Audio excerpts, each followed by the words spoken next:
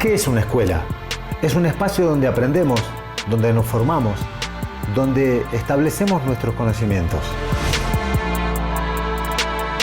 ¿Y qué es la escuela de boxeo? Es un espacio donde vamos a aprender sobre el boxeo, pero aplicado a la vida. Donde cada cosa que veamos nos permitirá entender por qué el boxeo es una doctrina que va más allá del ring. A lo largo de 13 asaltos vamos a repasar grandes combates. A aprender sobre técnicas, tácticas y estrategias. A conocer historias de vida. A ejercitar herramientas de entrenamiento. Y lo más importante, vamos a profundizar sobre los valores y aprendizajes del boxeo. Bienvenidos al Ring de la Vida. Bienvenidos a Escuela de Boxeo.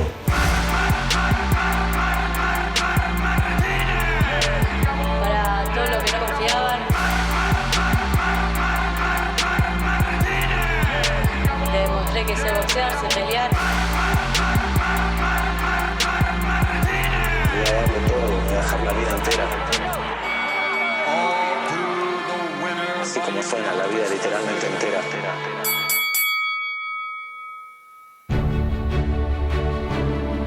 Bienvenidos a una nueva clase de Escuela de Boxeo.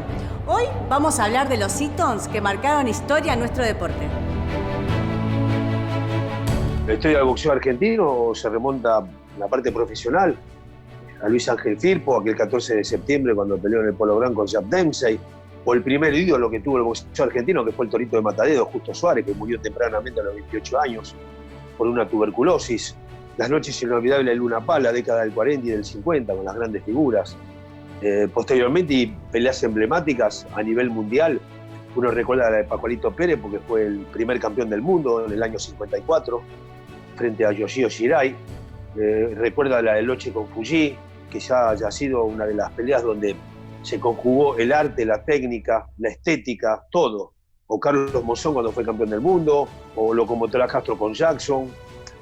Hay muchas peleas, Víctor Galíndez con Richie Kate, el mismísimo Bonavena, a pesar de perder aquel 7 de diciembre frente a Mohamed Ali, el Madison Square Garden. Y la última, la de Maravilla con Chávez. Me parece que fueron peleas épicas y que todavía aún se recuerdan. Y en el plano del boxeo femenino, y hay que hablar de la Tigresa Acuña, que fue la pionera, la primera, cuando me incluyo, todo el mundo lo miraba de reojo el boxeo femenino. Y de a poco nos fue convenciendo, y hoy es una de las grandes potencias a nivel mundial con grandes campeonas del mundo, como Jessica Bob, Cecilia Román, Daniela Bermúdez, la propia Tigresa Acuña, que todavía se mantiene vigente y me manifestó que va a seguir peleando el año que viene. O sea, el boxeo argentino se nutre de un montón de grandes peleas, de inolvidables peleas de la noche de Luna Par y a nivel internacional.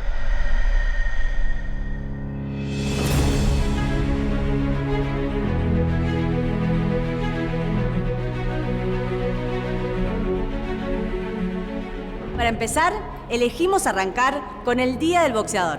¿Saben qué día es y por qué se festeja? El Día del Boxeador en Argentina lo celebramos gracias a un combate que se realizó el 14 de septiembre de 1923 en el Polo Ground de Nueva York, donde ante 91.000 personas pelearon el gran Luis Ángel Firpo frente a Jack Dempsey. Las crónicas de aquellos días cuentan que Argentina fue toda una revolución, porque se trató del primer acontecimiento deportivo transmitido por radio. Aquel combate quedó en la historia para siempre como la pelea del siglo. Si bien Firpo se lució con todo su esplendor, no logró vencer al matador de Manasa, pero sí alcanzó el título de leyenda que abrió las puertas del boxeo argentino ante el mundo.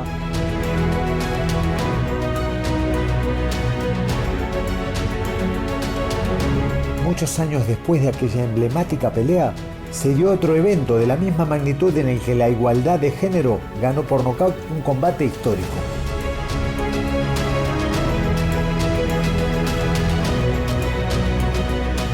Sucedió en la legislatura de Buenos Aires y fue la aprobación del Día de la Boxeadora, una fecha que celebra el lugar de la mujer sobre el ring. ¿Y qué día se conmemora? Un día muy especial. El boxeo tiene sus hitos. La historia del boxeo argentino tiene sus hitos, así como está el Día del Boxeador por la pelea entre Firpo y Dempsey, faltaba la fecha que distinga la entrada con fuerza de la mujer al boxeo argentino, y esta fecha, este día de la licencia número 1, es la que evidentemente marca el hito para las mujeres. Aquí está Marcela Acuña. La licencia 1 en el boxeo femenino fue una verdadera sorpresa. Evidentemente no había en Argentina una idea, un concepto, una esperanza de que existiera la actividad como tal, como se desarrolló luego a la velocidad inusitada en que se produjo. Y eso fue obra y mérito de la propia Tigresa Acuña y de su equipo de trabajo. Consiguió esa licencia 1 y en muy poco tiempo logró instalar el boxeo femenino en Argentina, donde realmente no existía.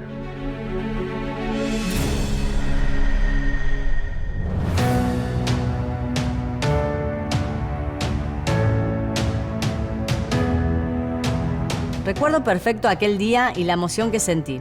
Por primera vez se visibiliza nuestro lugar sobre el ring. Son esas emociones que te quedan de por vida, como la que habrá sentido Pascualito Pérez el 26 de noviembre de 1954. Aquella fue otra noche inolvidable para el boxeo argentino. A 18.000 kilómetros de Argentina se marcó un antes y un después en nuestra historia.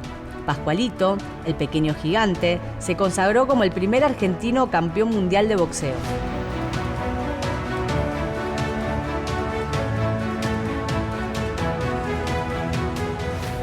A partir de ese combate, Pascual Pérez se convirtió en uno de los máximos referentes del deporte nacional, posicionando así a la Argentina en las más altas esferas del boxeo mundial.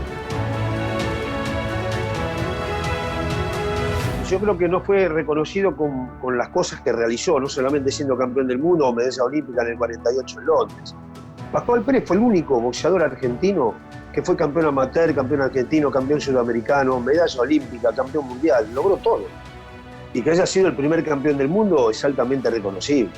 Era, como decían muchos periodistas de aquella época, yo no lo vi, que era un mosca que pegaba como un pluma. Era tremenda su potencia, era demoledora, y además una gran capacidad física. Uno ve las peleas de él hoy a través de las redes sociales y se da cuenta que fue un boxeador de cualquier época. Y para la República Argentina significó muchísimo ser el primer campeón del mundo, nada más y nada menos.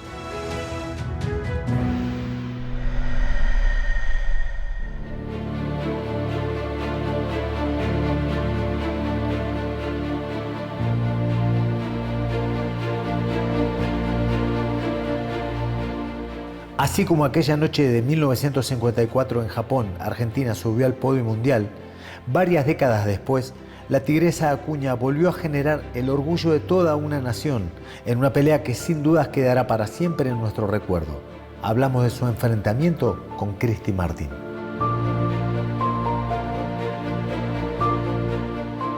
Cuando la Tigresa tenía 19 años, vio en la tele una pelea de Christy Martin. Quedó fascinada. En ese momento la Tigresa sentenció: eso quiero ser boxeadora.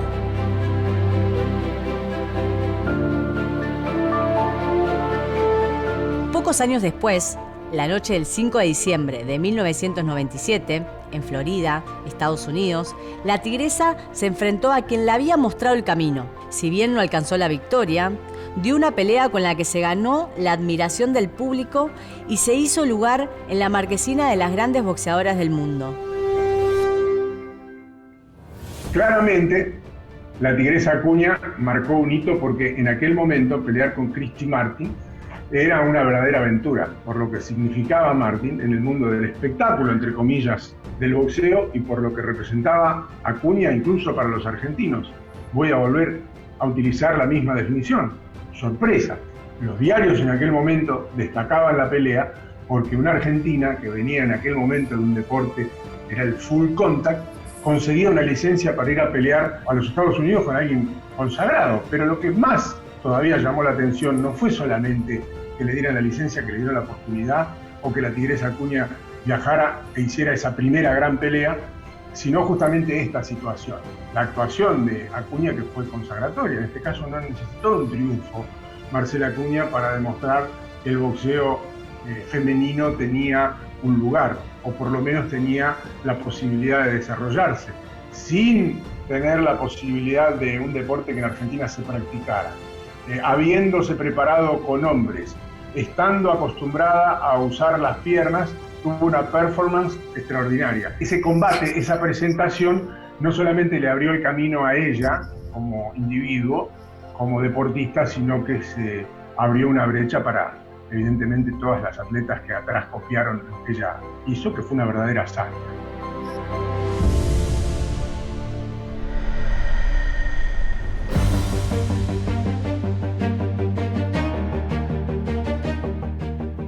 En este repertorio de noches que moldearon nuestra historia, estamos obligados a nombrar a un gran boxeador que alcanzó la gloria, pero no el cinturón. Hablamos del gran Eduardo el Zurdo Lausey, el campeón sin corona.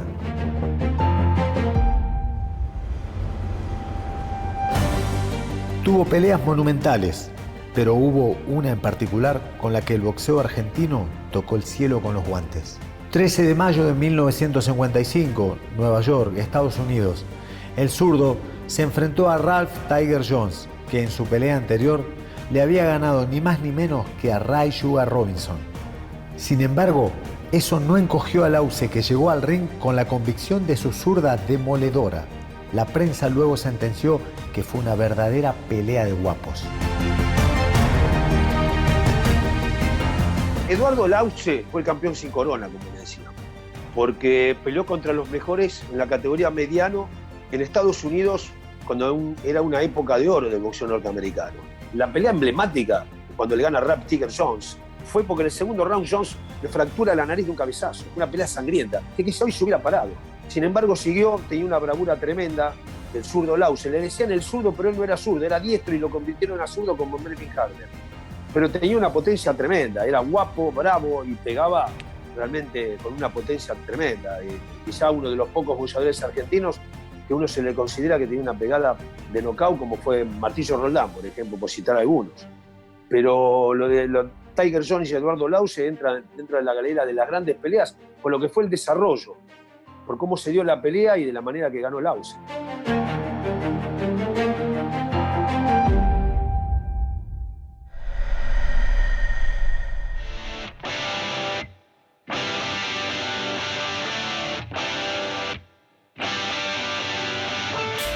Dentro de las peleas locales, en el boxeo femenino, hay dos boxeadoras que sus encuentros se volvieron un clásico. Una trilogía de combates para la colección. Hablamos de la pelea de Celeste, la Bestia Peralta, y Ana Laura Esteche, la Monita. El primer enfrentamiento entre ambas fue el 25 de julio del 2015. Y la victoria fue para la Bestia, que superó a la Monita por mayoría en 8 rounds. El segundo combate se dio el 4 de noviembre y el triunfo unánime fue para la Monita. De esta forma, las peleas de ida y vuelta estaban empatadas. Y ahora hacía falta una tercera que defina a la campeona. Este encuentro se convirtió en uno de los combates más esperados dentro de la reciente historia de nuestro boxeo femenino.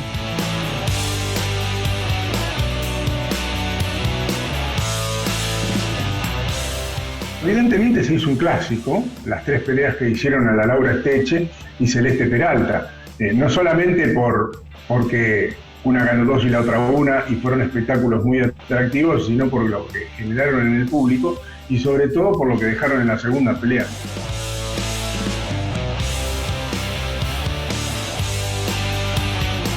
Recuerdo con claridad el espectáculo sensacional que dieron en la segunda pelea, que incluso, si nos vamos a la tarjeta y queremos tirar finito, creo que hubo menos diferencia en esa pelea, más allá de que también vi ganar a Esteche esa noche. Pero me dio la impresión de que la pelea era más cerrada. Y sobre todo lo que generó en el público. Lo interesante de esta pelea, insisto, tratándose de boxeo femenino, era que las dos tenían una hinchada poderosa, que las dos tenían mucha gente que las apoyaba, y por eso ese final que decíamos antes fue apoteótico, ¿no? Porque la gente estaba realmente muy conmovida con el espectáculo, estaba realmente excitada. Ellas dieron un último round verdaderamente increíble, cambiante, donde no se dieron un segundo de respiro y estábamos hablando de un 10º asalto, y eso le dio evidentemente un marco especial. Este es el premio del público a una pelea sensacional.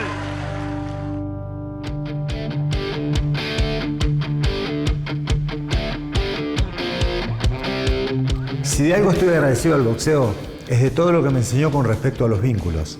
Arriba del ring somos rivales, pero abajo somos hermanos, nos respetamos, nos queremos y aprendemos del otro. Y si no, que te lo cuenten ellas. Me sentí ganadora, sentí que yo gané la pelea la segunda, pero la tercera no. A ella yo reconozco y sé que vos ganaste bien la pelea. No me puedo quejar del fallo de la tercera pelea, ¿no? Pero en la segunda, bueno, me sentí un poquito ganadora. No, la verdad, siempre lo digo, acá toda mi familia dice, para mí la mejor boxeadora que tuviste en tu carrera fue Celeste Peralta. Y gracias a Dios estoy con vos, ¿entendés? Y eso sí. Para mí es un orgullo en sí. ¿Va a haber una cuarta? Y yo creo que la gente tiene que decir que la gente y los promotores que... A ver la gente qué opina, si hay una cuarta. Empezamos a entrenar ahora, así para el año que viene. A mover un poquito los voces. Bueno, dale, Ana, muchísimas gracias. Saludos ahí para tu familia. Mil gracias ahí la atención que nos dieron el día que fuimos con mi papá a buscar el Firpo. A tu mujer también. Así que un abrazo para todos. Dale. Estamos viendo. Cuídate. Dale, Ana.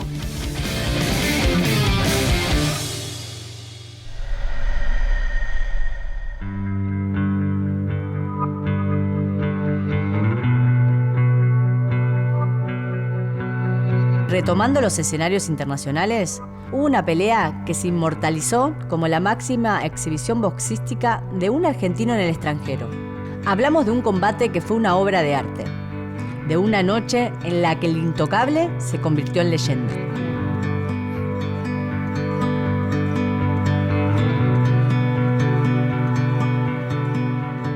...12 de diciembre de 1968, Tokio. Nicolino Loche, en tierras lejanas y con el público en contra, subía al ring para enfrentarse a Takeshi Fuji, por entonces el campeón mundial. Nicolino, con la calma de quien tiene la certeza de la victoria, hasta durmió una siesta mientras se daban las peleas preliminares. Una vez que sonó la primera campana, el intocable deslumbró con todo su talento.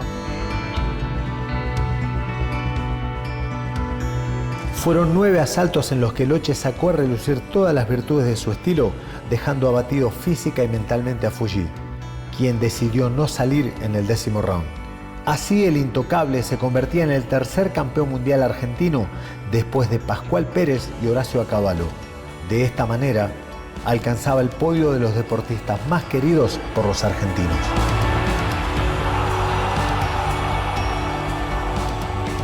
Nicolino Loche, al consagrarse campeón del mundo aquel 12 de diciembre del 68, creo que consumó una verdadera obra de arte de lo que es el boxeo, de lo que es el verdadero boxeo. El de la inteligencia, el de la estética, el de la inteligencia a través de la cabeza, como decía Ali, el de la estética a través de las piernas por el movimiento para considerar y arrancar con la distancia que más le convenía, la corta, la media y la larga, y luego ejecutar con los golpes. Nicolino, precisamente por esto último, no se caracterizaba. Era un boxeador que en el Luna Park tenía una defensa casi impenetrable y por eso Piri García, que era el anunciador del Luna Park, le puso el intocable. Pero en esa pelea, donde tenía que ir a ganar y cuando vas al exterior tenés que pegar para ser campeón del mundo, hizo todo lo que había que hacer.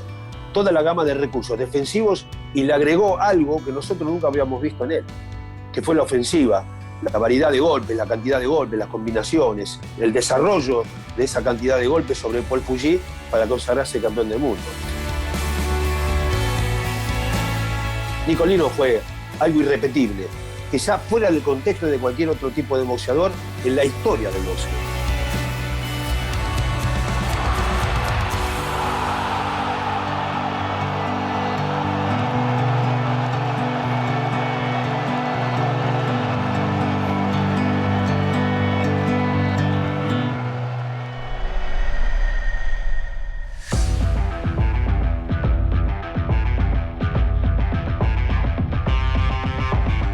Así como Nicolino alzó la corona mundial, hubo un día que nosotras pudimos cambiar la historia.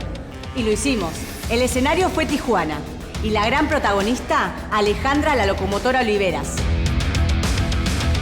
La noche del 20 de mayo del año 2006, Alejandra Oliveras laureaba la historia del boxeo femenino al consagrarse campeona mundial del peso super gallo del Consejo Mundial tras vencer por nocaut a Jackie Nava, ante un público que conoció la potencia de la locomotora.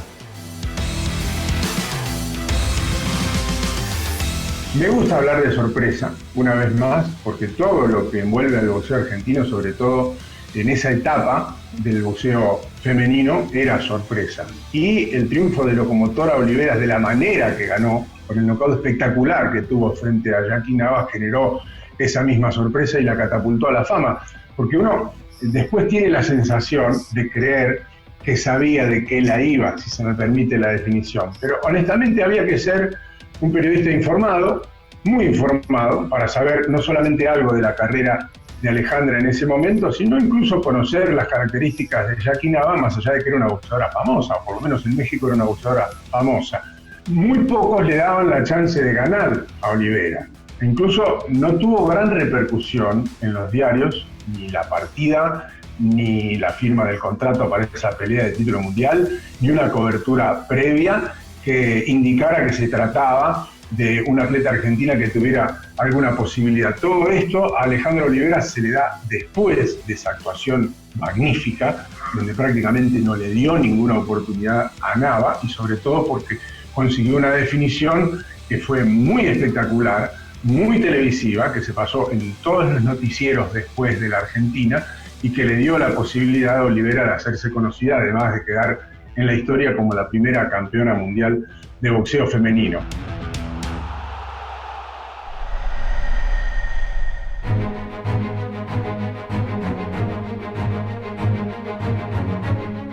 Y si hablamos de nuestros hitos, no podemos olvidar un combate que traspasó la barrera del deporte. Hablamos de la pelea del milenio, el día que se enfrentaron cara a cara Oscar Ringo Bonavena y Muhammad Ali. La noche del 7 de diciembre de 1970, en el Madison Square Garden de Nueva York, con una cobertura mediática de escala internacional y con 20.000 testigos que colmaban el estadio, Bonavena le hizo frente a un Ali que no dejaba de sorprenderse por el corazón y la garra del argentino. Con la guapesa que respiran las calles de Parque Patricios, Ringo se plantó ante el mundo y dio una pelea inolvidable. Salió con la convicción de ganar y la sostuvo con nobleza hasta el 15º asalto, cuando fue superado por nocaut técnico. Aquella noche, Ringo no ganó la pelea, pero sí la admiración de Ali y de todos los amantes del boxeo del mundo.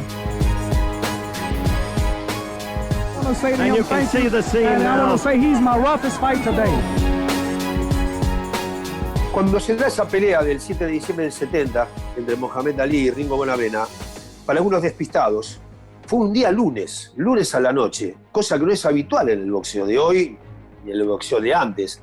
Bonavena, que había hecho toda su campaña en Estados Unidos en el arranque de su profesionalismo, las 9 primeras peleas Bonavena las hace en Estados Unidos. Allí es reconocido por su guapesa, por su potencia, por lo mediático que era Ringo, que hoy seguramente tendría muchísima más publicidad por todo lo mediático que es todo, no solamente el boxeo.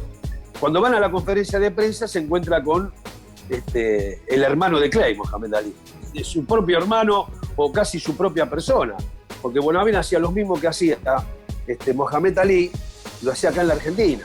Y en esa época quizá no había una mirada tan profunda con referencia a eso. I will tell you Monday night in the first clinch. Chicken, you chicken. Okay. Chicken feet. Good deal. Keep talking. Chicken. Keep talking. Now I know you're going to get a whooping. La definición de la pelea fue en el último round. A Bonavena le faltó muy poco para llegar al final de la pelea. Lo sorprende por su propia guapesa, primero con un gancho de izquierda y después, una vez que siente la mano, va por la definición y la logra. Ali, que hubiera sido fantástico que termine de pie, pero también esa definición le dio un poco de épica y la volvió más grande a esta pelea y a esta historia que estamos contando.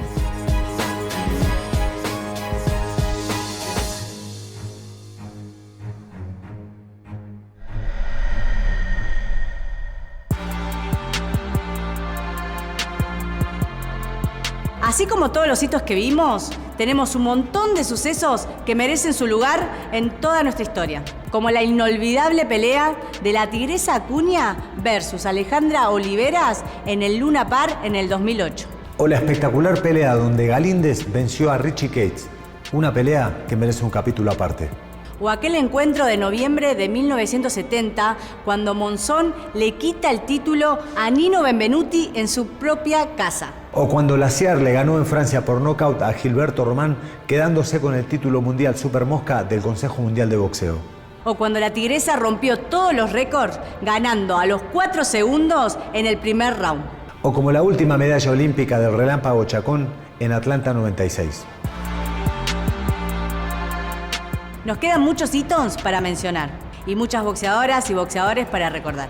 Tenemos una gran historia de boxeo en nuestro país y sin duda también tenemos un gran futuro por delante.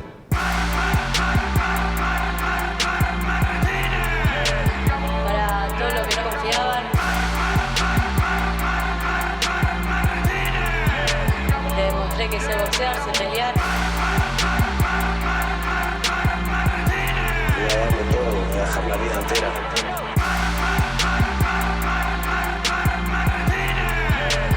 Para todos los que no confiaban,